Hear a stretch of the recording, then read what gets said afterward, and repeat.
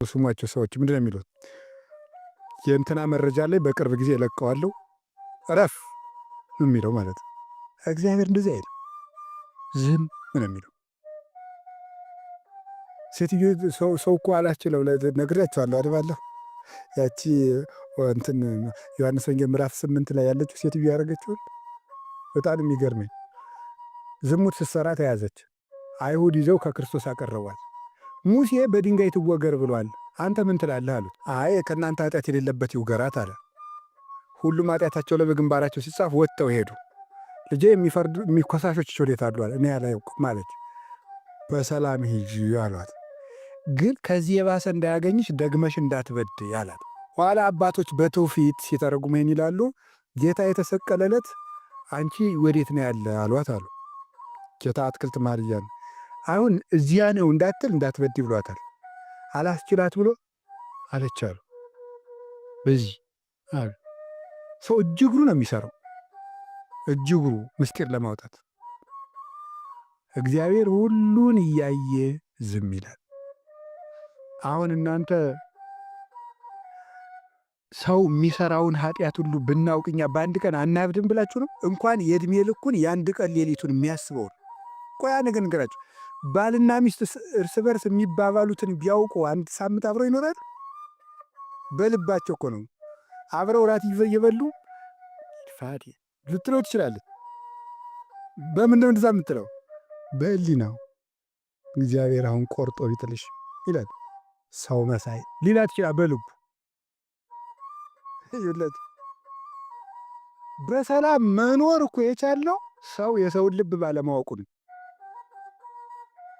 አሁን አውቆ ላይኑ ማየት የማይፈልገውን ሰውዬ ናፍቀኸኝ እንዲሁ ሰሞኑን ሳስብ ነበር። ውሸቱን ቦግ አድርጎ ውሸቱን ማለት ቦግ አድርጎ ነው ሰው እንዲዛምረው። አይ ሁሉም ሰው እንደዛ ነው የሚለው አላልኩም። እንደዛ የሚያደርግ ሰው ይኖራል። ሰው እርግጠኛውን እንመግራችሁ አብሮት ከሚኖረው ሰው ጋር ለአብሮት ለሚኖረው ሰው የማይነግረው ብዙ ቀን የነቀፈው ብዙ ቀን የጠላው ብዙ ቀን የተጸየፈው ብዙ ነገር አለ። የማይነግረው በልቡ የያዘው ያንን ምናልባት ቢተዋወቁ ኑሮ የሚያጣላ የሚያሳብድ የሚያገዳድል ሁላ። እግዚአብሔር ግን ያን እያየ ዝም ይላል። አቤት ትዕግስት በእውነቱ ማለት ነው። እንዲህ አድርጎ ስላለ ምን ወደው እኮ ለዚህ ነው። እስቲ እግዚአብሔር መልካም ነው በሉ። እንደዚህ አድርጎ ስለሚችለን ነው። እያየ ዝም ስለሚ እያወቀ ዝም። አሁን ተደብቆ በቤተ መቅደስ የሚመከረው የሚደረገው ነገር እግዚአብሔርን ትግል መግጠም የሆኑ ብዙ ክፋቶች አሉ። እነዚያን ሁሉ እግዚአብሔር እያየ ዝም ይላል። እያወቀ እንዳላወቀ ዝም ይላል። እዩት እስቲ አሁን በዕለተ ዓርብ ፊቱን ሸፍነው በጥፊ እየመጡ ማነው የመታ ፊትን እስኪ ንገረን ይሉታል። ዝም ዝም። ይህም ሁሉ ዝም ይላል። ትዕግስቱ ይገርጥ። እርኩስ ምራቅ ፊቱ ላይ ሲተኙበት ሲተፉበት ምን ዝም። እንደዚህ ያለ ትዕግስት ያለው እግዚአብሔር ምናልባት ምራቅን ትፍ ማለት እንዳይመስላችሁ። እኔና እናንተ የተፋ ነው ብዙ ምራቅ አለ ክርስቶስ ፊት ላይ። ያን ሁሉ አድርገን ዝም። ከቃሉ ጋር ናችሁ እና ስለቻለን ስለታገሰን እግዚአብሔር ምንድን ነው? ምን አላችሁኝ? መልካም ነው። ሌላው ሁለት ነው የቀረኝ። ብዙ ነገር መናገር ይቻላል ስለ እግዚአብሔር መልካምነት።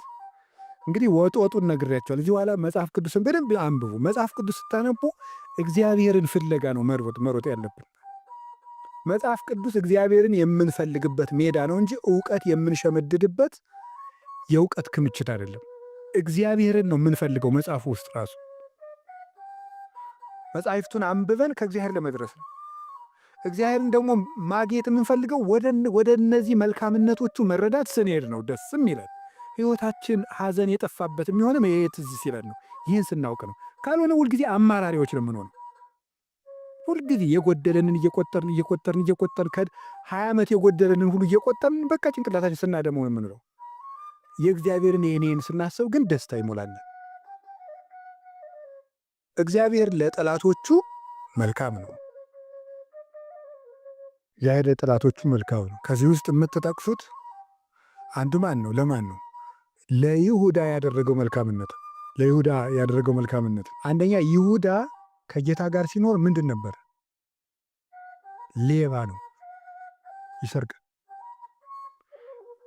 ከጌታ ጋር ሆኖ ሁልጊዜ ከሙዳይ ምጽዋት እያወጣ ይሰርቅ፣ ሌባ ነበር ብሏል ዮሐንስ ወንጌል ምዕራፍ 12 ላይ ሌባ ነው ብሎታል። ስለዚህ ሁልጊዜ እየሰረቀው እያወቀ ዝም ይለው ነበር። አላባረረውም። አንድ ሌባ ብሎ አላዋረደውም። ከጓደኞቹ ማለት ሐዋርያ ተብሎ ደቀ መዝሙር ብሎ እኩል ነው የሚቆጥረው። ስለማያውቀው አይደለም፣ ስለታገሰው መልካም ስለሚያደርጉለት። ከዚያሳ ሊሸጠው ወስኖ ጨርሷል። ከመካከላቸው አንድ ሰው ይሸጠኛል እኔ ነኝ ሲሉ እሱም ይሁዳም አብሮ እኔ ነኝ አለ። አንተ አልክ አለው። አላዋረደውም። ሌባ አላውቅ መስሎ ነው አሁን ወተር ይሸጠኝ አይደለም አላለም። አላዋረደውም፣ ዝም። ሶስተኛስ ደግሞ አይሁድን ይዞ መጥቶ ደግሞ ና ተከተልኝ እያለ በበረከት ያስከተለውን እነዚያን የጌታን ጉንጮች ሄዶ ሳማቸው። ደግሞ መምህር ደህና ነህ አለው። ወዳጄ የሰውን ልጅ በመሳም አሳልፈህ ልትሰጠው ትወዳለህ አለው። ሌላ ምንም አላለው። ርቱዕ ሃይማኖት የሚባል ሊቅ ምን ይላል? ሰው ሆይ የዚያን ጊዜ አንተ ጌታን ሆነ ቢሆን ጠላትህን ምን ታደርጉ ነበር? እኔ ግን ሌላ ጉልበት ባይኖርህ በጥርስህ እንኳን የምትነክሰው ይመስለኛል ይላል። እንዴት ታደርግ ነበር? እንደዚያ የሚል ሰው የልቡን ሰርቶ መጥቶ ሲስምህ አንተ ምን ታደርገው ነበር? ቢያንስ ትነክሰው ነበር ይላል። አወኩብህ እንኳን ሳይል ለይሁዳ ይህን ያህል መልካም አድርጎለታል። ንስሐ እንዲገባ ጠርቶታል። እግዚአብሔር ለጠላቶቹ የምሕረት ፀሐይ የሚያወጣ ለጠላቶቹ የምሕረት ዝናብ የሚያዘንብ ነው። ኩኑ እንከ መሐረያነ ከመ ትኩኑ ውሉዶ ለአቡክሙ ዘበሰማያት እስመ አቡክሙ ሰማያዊ ያሰርቅ ፀሐይ ወያዘንም ዝናመ ላዕለ ጻድቃን ወኃጥአን ላዕለ ሄራን ወእኩያን። የሰማይ አባታችሁ ለክፎችም ለደጎችም ዝናምን ያዘንማል ፀሐይን ያወጣልና እናንተም ርኅሩኆቹ ነው፣ ጠላቶቻችሁን ውደዱ ለሰማይ አባታችሁ ልጆቹ ትሆኑ ዘንድ ይላል የማቴዎስ ወንጌል ምዕራፍ 5 ቁጥር 44 ላይ ሲናገር። ስለዚህ ለክፎችም ለደጎችም ፀሐይን ያወጣል ያለው ምሕረቱን ነው። ዝናም ያለው ቸርነቱን ነው። በምስጢር ሥጋው ደሙ ብለውታል ሊቃውንቱ። ለሁሉ ሥጋውን ደሙ ሰጥቷል። ሥጋውን ደሙን የሰጠው ለሰነፍ ነው። ለሰነፉ ሁሉ ለጠላት ሁሉ ሰጥቶታል። ከጎኑ በፈሰሰው ደም አይደል ሌንጊዮን የተባለው ነው የዕውሩን ዓይን ያበራለት። የወጋውን እጅ ዓይን በፈሰሰ ደሙ ይፈውሳል። ይሄ ለጠላቶቹ የሚያደርገው መልካምነቱ ነው። እግዚአብሔር እንኳን ለእኛ ለልጆቹ ለጠላቶቹ ምንድን ነው ዋሉ እንጂ እግዚአብሔር ለጠላቶቹ መልካም ነው። ከቃሉ ጋር ናችሁ። ሌላው እግዚአብሔር በጣም የሚገርመው ትሑት አምላክ ነው። እንደምታውቁት ለምንድን ነው እንደዚህ ያመላችሁ ይመስላችሁ? ለምን ይመስላችኋል?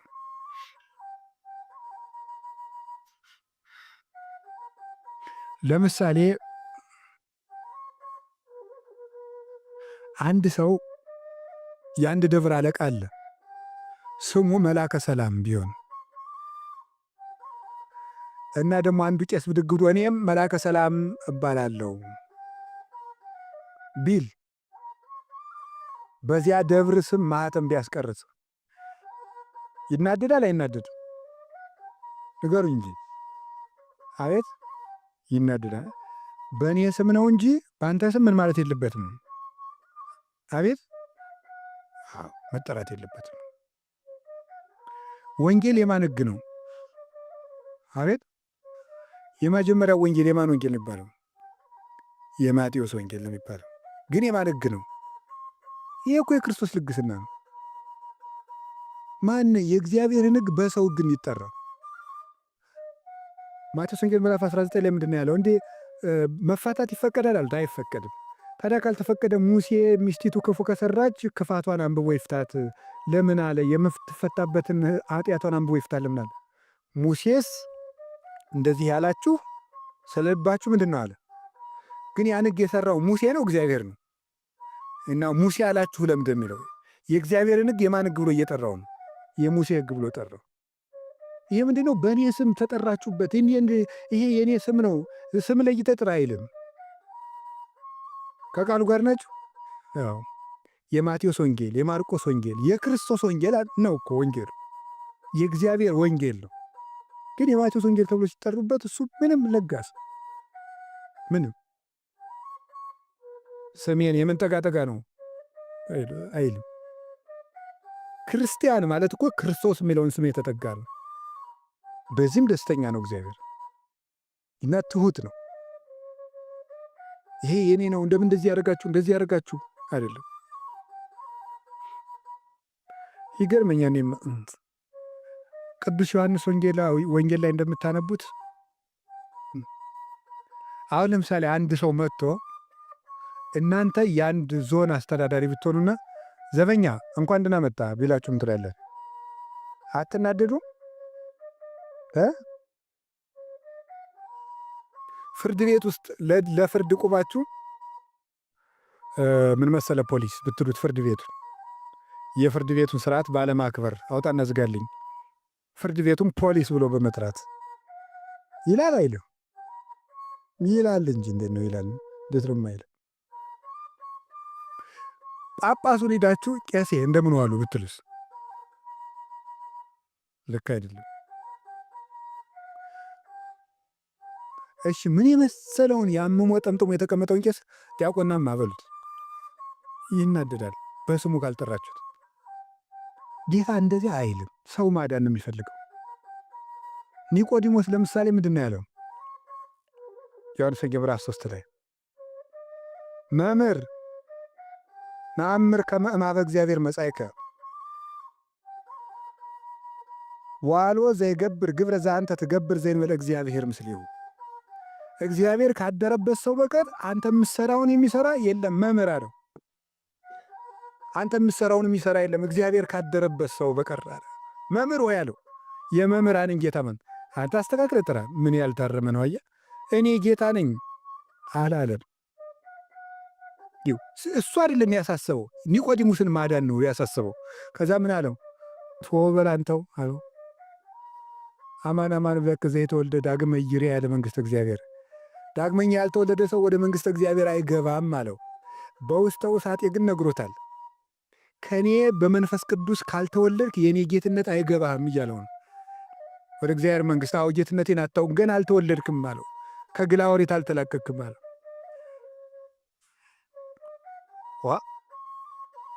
በስመ አብ ሰው እንዴት ነው ደግሞ ዳግመኛ ሊወለድ የሚችል አለ። ደግሞ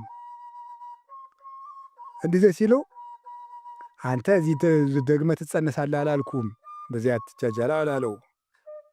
ምን ይላል? ደግመህ ትጸነሳለህ ብየዋለሁ። ይክል ነው በሲም ድረ ልቀ በአው ገበያ ውስጥ ተከርሰሙ የተወለድ ዳግመ ሰው ካደገ በኋላ መልሶ ተጸንሶ ሊወለድ አለ ኒቆዲሞስ። እሱ ምን አለው?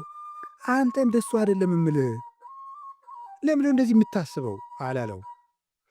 ዘየተወልደ ዳግመ እማይ ወመንፈስ ቅዱስ እየበው ውስጥ መንግሥት እግዚአብሔር ከውሃና ከመንፈስ ቅዱስ ካልተወለደ በስተቀር ሰው ወደ እግዚአብሔር መንግሥት አይገባም አለው። ቀስ አድርጎ ወደዚያ ነው የሚወስደው። ስለ ክብሩ አልተከራከርም። መጀመሪያ ማን እንደሚያነጋግር እወቅ አላለም። ዮሐንስ ወንጌል ሂዱና ያችን ምዕራፍ 4 ላይ ያችን ሴት ደግሞ ያዋት ምዕራፍ 4 ስትደርሱ ውሃ ስጭኝ አልሰጥም። ለምን? አንተ አይሁዳዊ እኔ ሳምራዊ። ውሃ የሚለምንሽ ማን እንደሆነ ብታውቂ አንቺ ትለምኙ ነበረ።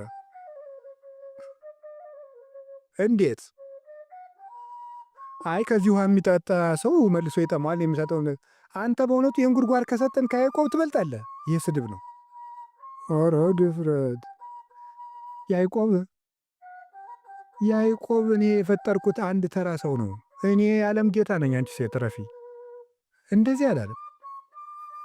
አይ ከዚህ ውሃ የሚጠጣ ይጠማል። ያዕቆብን ተይው ምናምን መልሶ አልተከራከረም። እኔ ከምሰጠው የሚጠጣ ግን አይጠማም። ያን ውሃ ስጠኝ፣ አልሰጥም፣ ኋላ ሰጥሻለሁ። የለም ባልሽን ጥሪና አለች። ጉዳዩ እግዚአብሔር ሰውን ማዳን ነው እንጂ ክብር ማስጠበቅ ላይ አይደለም የሚያተኩረው። እንደ ዳኞች በግርግርም በምንም አዋጅ አውጁ የሚል አይደለም። ሰው ፍለጋ ነው የመጣው። ሰውን ማዳን ስለሚፈልግ መልካሙ እረኛ ነኝ አይደል ያለ። መልካም እረኛ ይሏችኋል። በበጎቹ በረት የሚወለደው ነው። በከብቶች በረት የተወለደ እረኛ የታችሁ ታውቃላችሁ? የለም። ከቤት ተወልዶ ከብቶችን የሚጠብቅ ነው የምናውቀው። መልካሙ እረኛ ግን በበጎቹ መሃል ተወለደ። እረኛ ማለት ይሄ ነው፣ ትሁት እረኛ። ስለዚህ እኮ ነው ምን አለ? አነ ውእቱ ኖላዊ ኄር፣ ቸር እረኛ መልካም እረኛ እኔ ነኝ አለ። መልካም እረኛስ የበጎቹን ቆዳቸውን ሽጬ ፀጉራቸውን ሸልቼ ልልበስ፣ ስጋቸውን አርጄ ልብላ አይልም። ወኖላዊሰ ኄር ይሜጡ ነፍሶ ቤዛ ነፍሰ አባግኢሁ። መልካም እረኛ ሰውነቱን ለበጎቹ አሳልፎ ይሰጣል። ይሄ ነው መልካም እረኛችን። በመሥዋዕት የተገለጠ እረኛ፣ ለበጎቹ የተሰዋ እረኛ። እሱ ብቻ አይደለም፣ ለበጎቹ ምግብ የሆናቸው እረኛ። በግ እረኛ በግን ቢወዳት ቅጠል ያበላታል እንጂ ስጋውን አያበላትም። ውሃ ያጠጣታል እንጂ ደሙን አያጠጣትም። የገዛ ስጋውን የሚያበላ የገዛ ደሙን የሚያጠጣ እረኛ፣ መልካም እረኛ እርሱ ክርስቶስ ይባላል።